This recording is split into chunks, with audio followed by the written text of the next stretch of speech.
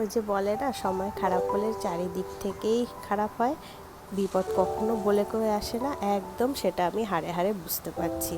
আজ কদিন থেকে তো আমার শরীরটা খারাপ ছিলই, এখন বাড়ির প্রায় সবাইয়েরই শরীরটা খারাপ, তার মধ্যে কাজের দিদিও আসছে না। তার মধ্যে আজকে আবার বৃহস্পতিবার, সকাল থেকে সমস্ত বাসি কাজ সেরে তারপরে পুজো দিয়ে উঠতে উঠতেই প্রায় 10টা বেজে গেছে। তারপরে এসে রান্নাঘরে ঢুকলাম, রান্না করতে করতেও দেখো সকালের জলখাবার খেতেও আজকে অনেক দেরি হয়ে গেল, প্রায় 11টা বাজে। জলখাবারই আজকে করে উঠতে পারিনি। তাও তো এই অনেক কষ্টে দুটো হাত আমার এমনিতেই ইঞ্জেকশন খেয়ে খেয়ে ব্যথা হয়ে গেছে, তার মধ্যে এই খুন্তি দিয়ে নাড়াচাড়া একদম যেন সহ্য হচ্ছে না। কিন্তু কিছু করার নেই, আমাদের তো করতেই হবে, সংসারের কাজ ঘরের কাজ তো আমাদের করতেই হবে।